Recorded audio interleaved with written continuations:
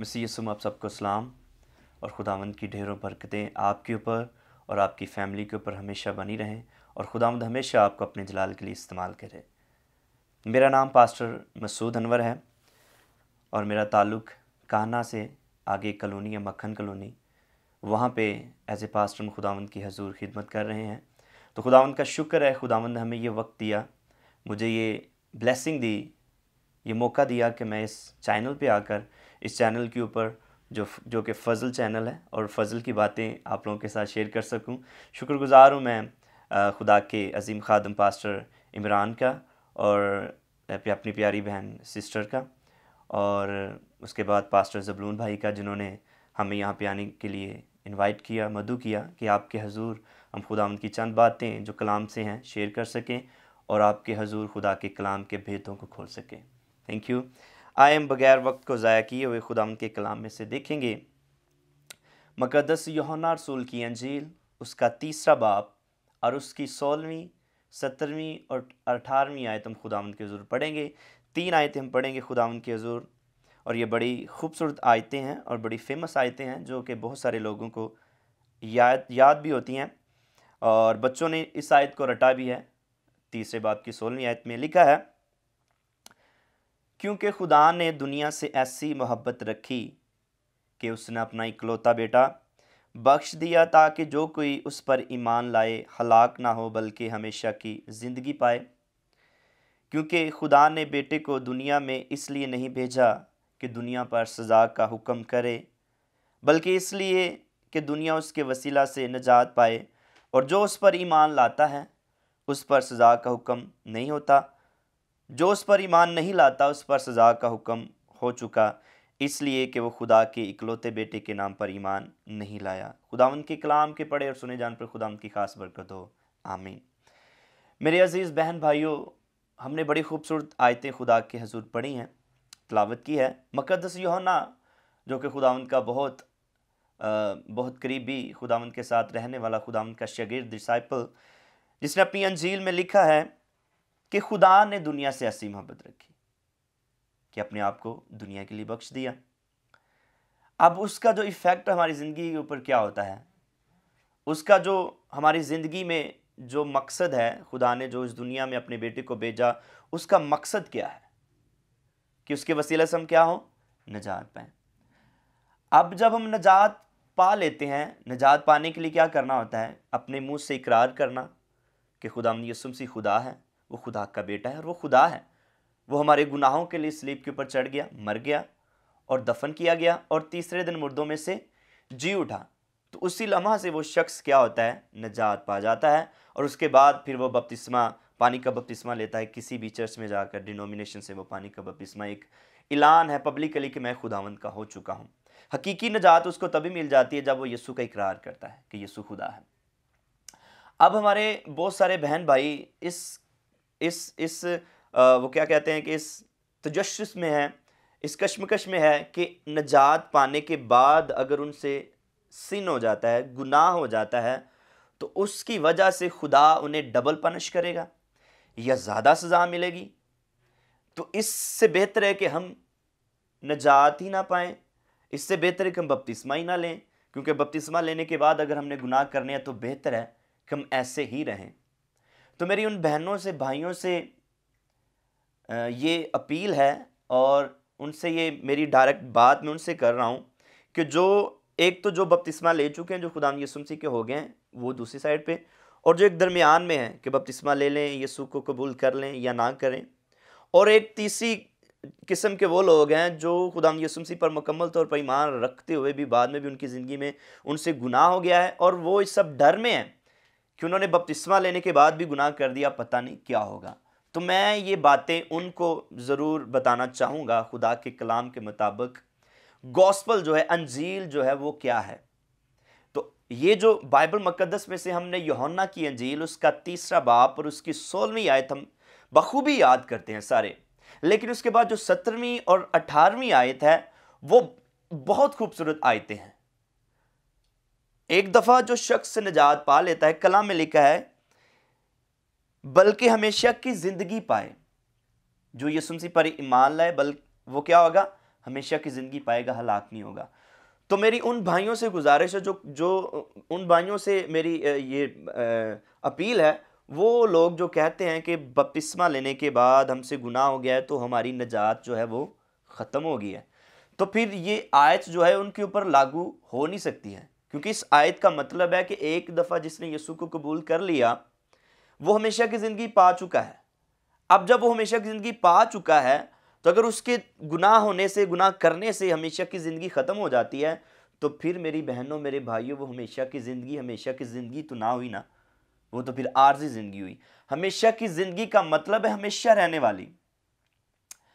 तो हमेशा जो यीशु मसीह पर ईमान लाता है वो हमेशा की ज़िंदगी में दाखिल हो चुका है, उस पर वो अपनी निजात को कभी नहीं खोएगा।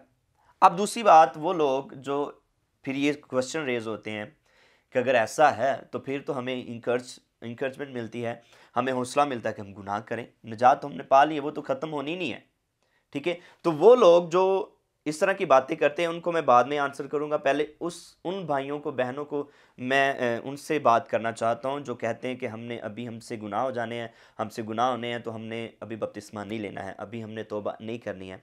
उनके लिए एक प्यारी सी बात यह है कि एक शख्स जो नहाया ही नहीं है वो कैसे नहाए बगैर धुल सकता है, पाक हो सकता है। आप अपनी पूरी ज़िंदगी में जब तक आप जिंदा हैं आपसे गुनाह होंगे, मिस्टेक्स होंगी, गलतियां होंगी, तो उनसे बचा कैसे जा सकता है? वो यीशु को कबूल करके। अगर आप चाहते हैं कि आप अपनी ज़िंदगी यीशु में गुजारना चाहते हैं, तो बगैर उस फिक्र के कि जो आपके ज़हन में है कि बाद में भी हमसे गुनाह नहीं, उसको एक लम्हा के लिए साइड पे कर दें। सिर्फ फोकस करें खुदा के कलाम के ऊपर और यीशु को अपने अंदर आने दें। जब यीशु नासरी को आप कबूल कर लेंगे, उसी दिन से खुदा का पाक रूह आपके अंदर आ जाता है, जो आपको दिलेरी देता है कि आप दोबारा गुनाह ना करें। तो ये जो जिसने आपको धोना है वो खुदावंद यीशु मसीह का लहू है, वो ब्लड ऑफ जीसस है। ठीक है, प्रीशियस खून है। उस खून से ही आप धुल सकेंगे और उस खून के वसीला से आपके गुनाह माफ होंगे और आप पाक साफ हो जाएंगे। और जब आप पाक साफ हो जाएंगे तो फिर खुदा का पाक रूह आपको दिलेरी देगा कि आप गुनाह ना करें। अब वो लोग जो जिनसे बपतिस्मा लेने के बाद, निजात पाने के बाद उनसे गलती हो गई है, उन्होंने कहा पास्टर मैंने कहा था कि मैंने ये काम नहीं करना लेकिन मुझसे हो गया है, भाईजान मैंने खुदा के ज़ुर तौबा की है कि मैं इस काम को दोबारा नहीं करूँगा, लेकिन फिर भी मेरा दिल किया, मैंने कर लिया है, तो अब क्या खुदा मुझे डबल सजा देगा? क्या खुदा मुझे ज़्यादा पनिश करेगा? क्या हो सकता है? तो मेरे भाई, मेरी बहन, बच्चों, बुज़ुर्गों, माओ, इस बात का सिंपल सा हल है। इस गुनाह की जो आपने अभी किया है, इसकी सज़ा खुदा यीशु मसीह ने हज़ारों साल पहले ही अपनी सलीब के ऊपर अदा कर दी है। इस गुनाह की सज़ा भी खुदा यीशु मसीह ने अपने ऊपर ले ली है, क्योंकि कलाम में लिखा है 17वीं आयत में, क्योंकि खुदा ने बेटे को दुनिया में इसलिए नहीं भेजा कि दुनिया पर सज़ा का हुक्म करे, बल्कि इसलिए कि दुनिया उसके वसीला से नजात पाए। 18वीं आयत बड़ी खूबसूरत आयत है, इसको ज़रा सुनिएगा। लिखा है, जो उस पर ईमान लाता है, किस पर? यीशु मसीह पर, खुदा के बेटे पर ईमान लाता है, उस पर सजा का हुक्म नहीं होता है। जो उस पर ईमान नहीं लाता उस पर सजा का हुक्म ऑलरेडी हो चुका है, क्योंकि वो खुदा के इकलौते बेटे के नाम पर ईमान नहीं लाया। तो अगर आप यीशु मसीह पर ईमान रखते हैं, मेरे भाइयों, मेरी बहनों, ये खुदावंद के हुजूर ये खुशखबरी है, यही तो गॉस्पेल है कि आपके सारे गुनाह, पास्ट के जो आपने किए हैं, प्रेजेंट के जो आपके हुए हैं, और फ्यूचर के जो मरने तक आपसे गलतियां होनी है, गुनाह होने, उन सारे गुनाहों की माफ़ी अगर आपने यीशु मसीह पर अपना ईमान रखा है, तो वो खुदा यीशु मसीह के सलीब के ऊपर खुदा ने उसकी सज़ा अपने बेटे को दे दी है। तो वो दोबारा उस सज़ा वो आपको नहीं देगा, क्योंकि उसने अपने बेटे को इस सज़ा के लिए पनिश किया। हालेलुया, यही गॉस्पेल है। अंजील का मतलब है खुशखबरी, गॉस्पेल का मतलब है खुशखबरी। खुशखबरी क्या है? कि यीशु मसीह पर ईमान लेकर आओ तो आप लोगों के सारे गुनाह, सारों से मुराद ये नहीं है जो आपने किए हैं, सारों से मुराद जो करने हैं, जो आपसे होने हैं, उन गुनाहों की भी माफ़ी यीशु मसीह ने आपको दे दी है। और इससे फिर आपको हौसला मिलता है, इससे फिर आपको दिलेरी मिलती है, ताकत मिलती है कि आप गुनाह ना करें।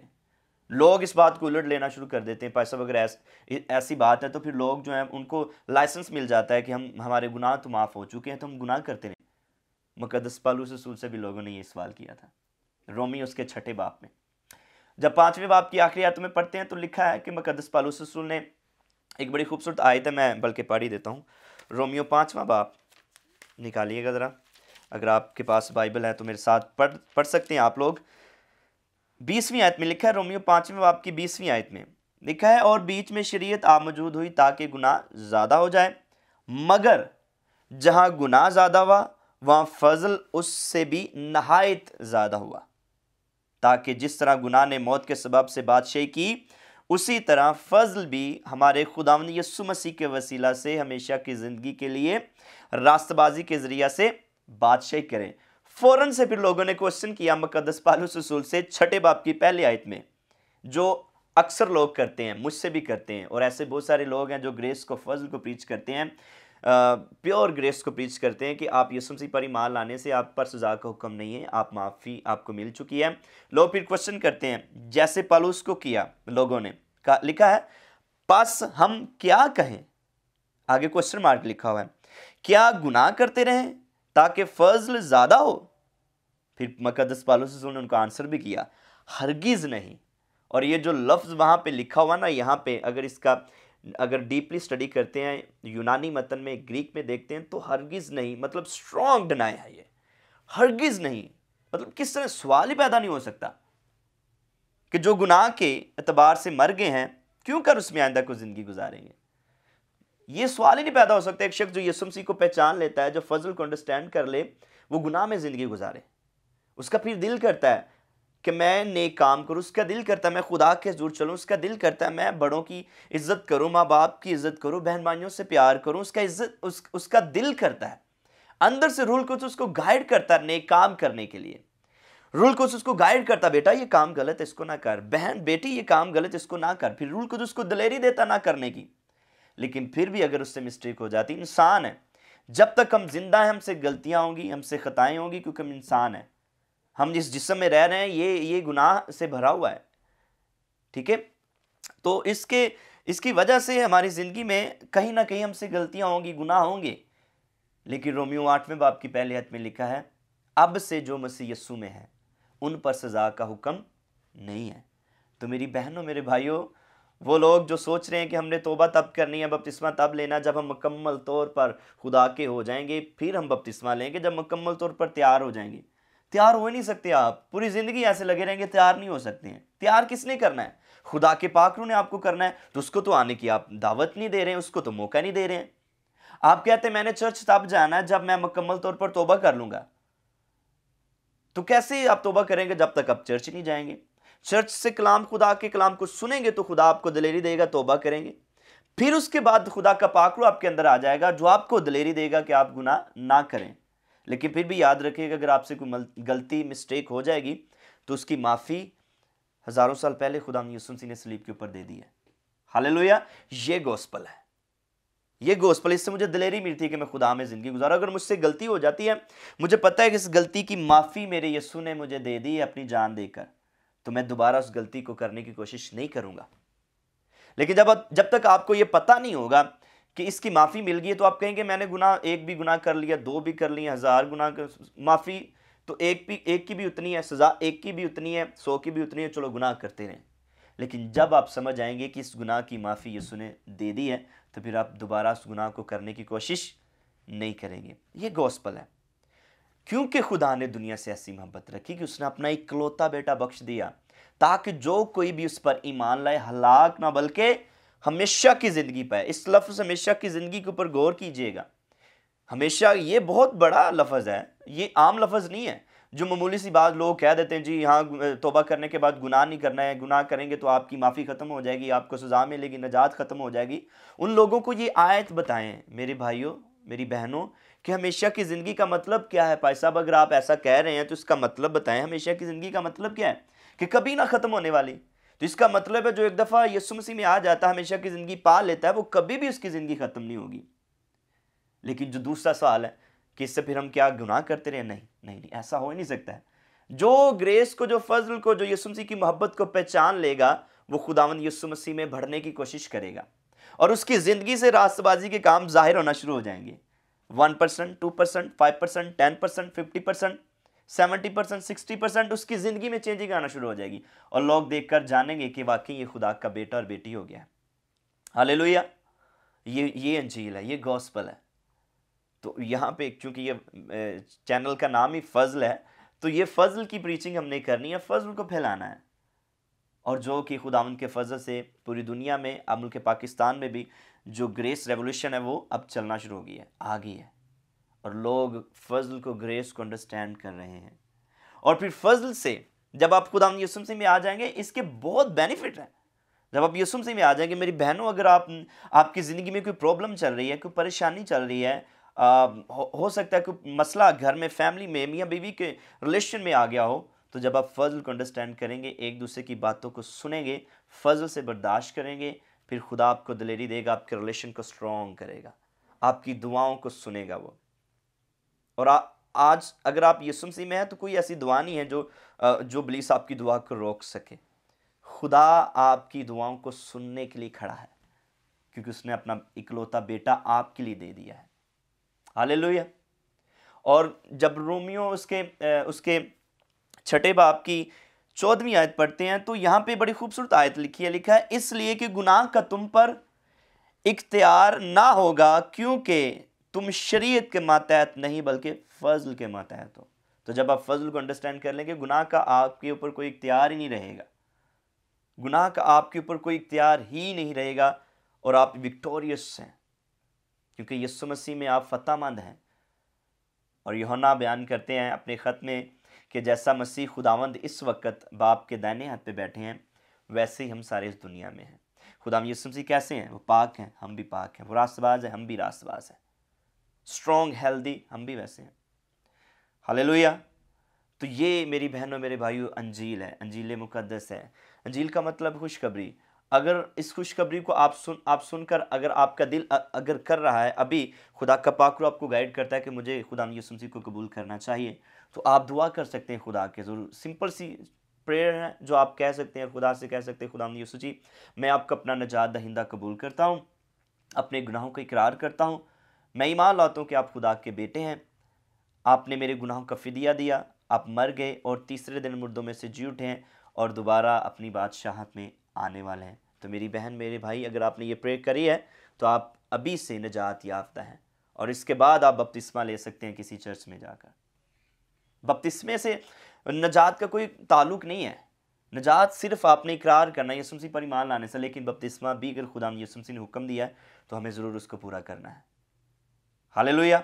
तो आप बपतिस्मा लेकर ये ऐलान कर सकते हैं कि हम खुदा यीशु मसीह के हो गए हैं।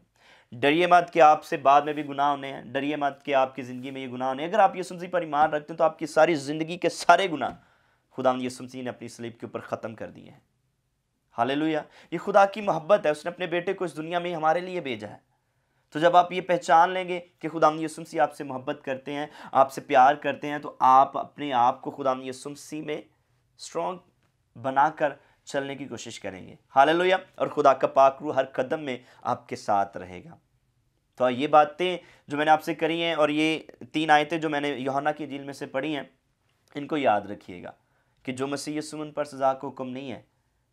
और फिर हमें दिलेरी मिलती है इस बात से कि हम खुदा में ज़िंदगी गुजारें और दोबारा गुनाह ना करें। अगर आपसे गलती होगी, आप फ़ौरन खुदा के पास आ जाएं और खुदा से कहें, खुदा मैं आपका शुक्रिया अदा करता हूँ, आपने मेरे गुनाहों का कफ़ारा, इस गलती की भी, इस गुनाह की भी माफ़ी आपने मुझे 2000 साल पहले ही अपनी सलीब के ऊपर दे दी है।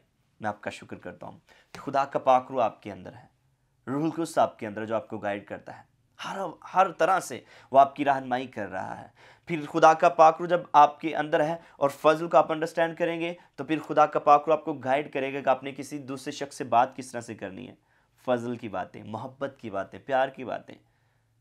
हालेलुया। ये खुदा का कलाम है, ये अंजील है।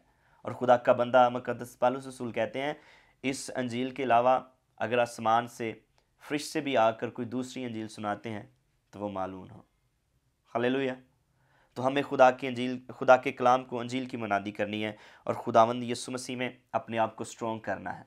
तो आप मत डरिए कि आपने अभी तौबा करनी है, तौबा करने के बाद आपसे गुनाह होंगे। मत डरिए कि आपने बपतिस्मा लेने के बाद, खुदा के कलाम को कबूल करने के बाद गुनाह कर लिया है तो खुदा आपको सज़ा देगा। ऐसा नहीं है।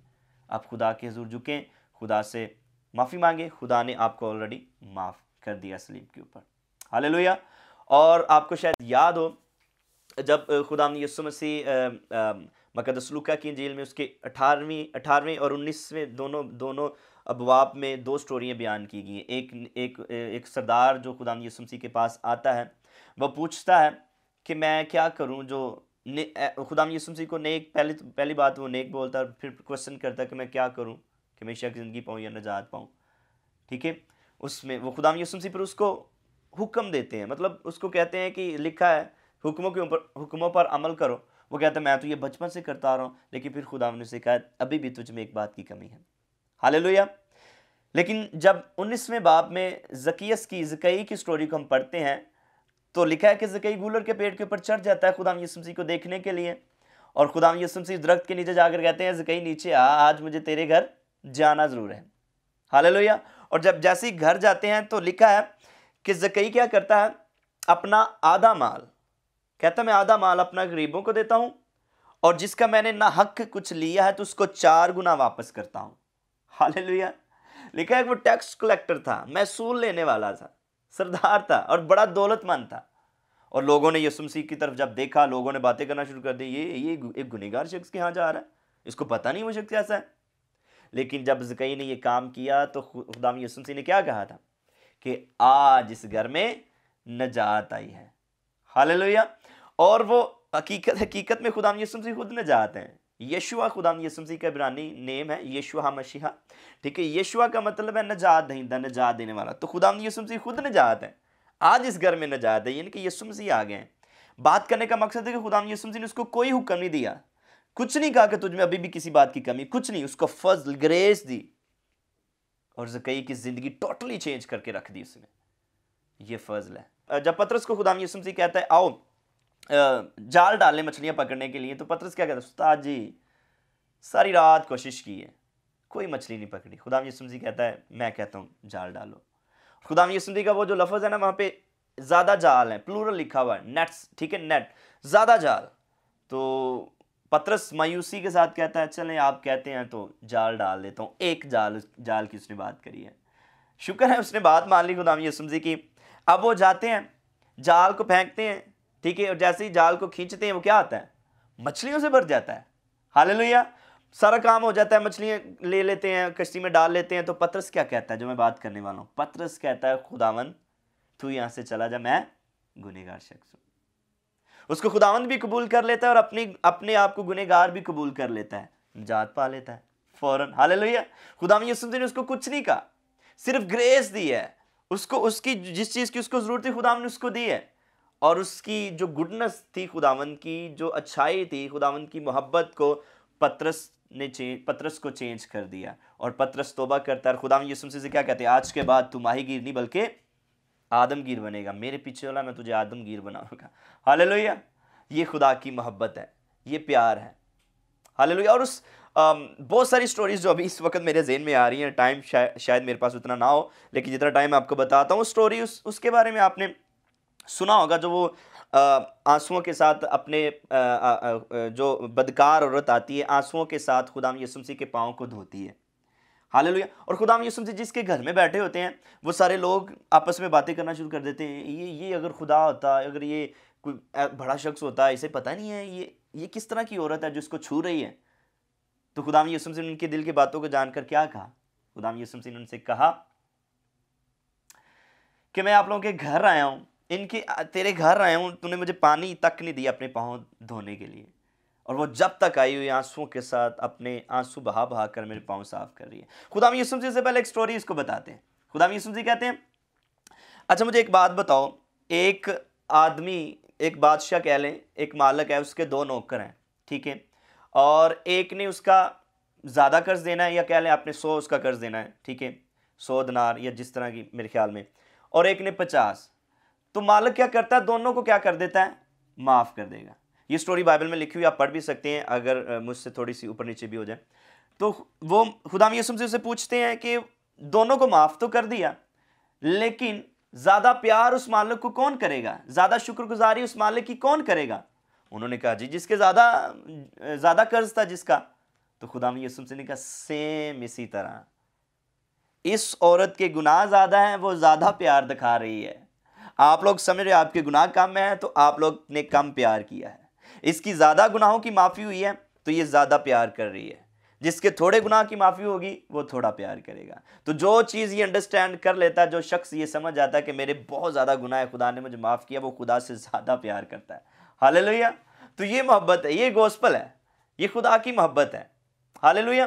तो जब हमें रियलाइज हो जाता है हम गुनहगार, खुदा ने हमें माफ़ किया, तो फिर हम खुदा की बातों को सुनेंगे, खुदा के साथ चलने की कोशिश करेंगे। ये गॉस्पेल है, ये फजल है, ये ग्रेस है। और ग्रेस का फजल का मतलब है अनमेरिटेड फेवर, अनडिजर्व फेवर। कोई ऐसी चीज आपको मिल जाए जिसके आप हकदार नहीं है, फजल का मतलब ही ये है। तो जब आप हक पे होंगे, नहीं मैंने तो दुआ की थी, खुदा ने इसलिए मेरी दुआ सुनी, मैंने रोजा रखा था, खुदा ने इसलिए मेरी दुआ सुनी, मैंने गरीबों को खाना खिलाया था, खुदा ने इसलिए मेरी दुआ सुनी, तो आप गलत है। फिर फजल फजल ना रहा, खुदा का बंदा कहता है, वो फिर मजदूरी बन जाता है। तो फजल का मतलब है जिस चीज़ के हम हकदार नहीं है वो चीज़ हमें मिल जाए।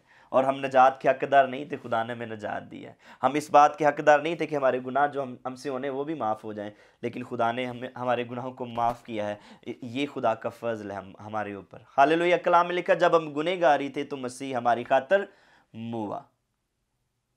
तो जब इस तरह की बातें हमें सुनने को मिलेंगी, गॉस्पेल हमें सुनने को मिलेगी, तो हमें दलेरी मिलती है कि हम खुदा के हुजूर खुदा अपनी ज़िंदगी को बसर करें और उसके हुजूर गुजारें, गुनाह में ज़िंदगी ना गुजारें। लेकिन फिर भी अगर हमसे मिस्टेक हो जाती है, हमें पता है, खुदा का बंदा मुकद्दस पौलुस रसूल भी कहता है रोमियो 7वें बाब में कि मैं जो अच्छा काम करने की कोशिश करता हूँ वो मुझसे होता नहीं है, और जो मैं बुरा नहीं सोचता हूँ, नहीं करने की कोशिश करता हूँ, वो मुझसे हो जाता है। फिर 8वें बाब की फ़ौरन पहली आयत में कहता है, देयरफॉर, अब से जो मसीह यीशु में उन पर सज़ा का हुक्म नहीं है। इससे फिर हमें दिलेरी मिलती है कि हम खुदा के हुजूर झुकें और यीशु मसीह से कम्युनियन रखें, यीशु मसीह के साथ राब्ते में रहें, दुआ करें, हर वक्त खुदा से डरें नहीं कि खुदा हमें सज़ा देगा, खुदा से दूर ना जाएं, जी मैंने ये काम कर लिया, खुदा मुझे इसकी माफ़ी नहीं देगा। ऐसा नहीं है। याद रखें हमेशा खुदा ने आपको आपके सारे गुनाहों से आपको माफ़ी दे दी है। अब आप दिलेरी के साथ खुदावंद के हुजूर झुकें। हालेलुया। ये अंजील है। तो अगर इस अंजील को सुनकर अगर आपको दिलेरी मिल रही है तो हकीकत में अंजील यही है। क्योंकि जब खुदा यीशु मसीह पैदा हुए तो गडरियों को फरिश्ते ने क्या कहा था?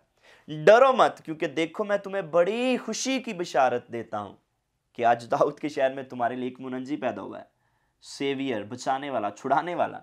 तो खुशखबरी है ये ना, तो यही खुशखबरी है। हालेलुया। खुशखबरी ये है कि हमने गुनाह किए, सज़ा खुदा यीशु मसीह को मिली, और खुदा यीशु मसीह की जो रास्तबाजी थी वो खुदा ने हमें दी है। हालेलुया। अब मेरे ज़हन में एक और बात आई है। अगर हम कहते हैं कि हम गुनहगार हैं इसलिए क्योंकि आदम ने गुनाह किया है।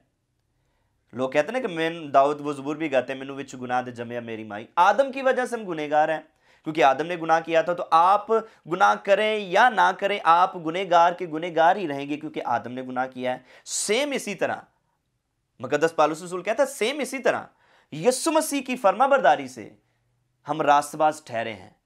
जिस तरह आदम के गुनाह करने से हम गुनहगार हुए, यीशु मसीह की फरमाबरदारी की वजह से हम रास्तबाज हैं।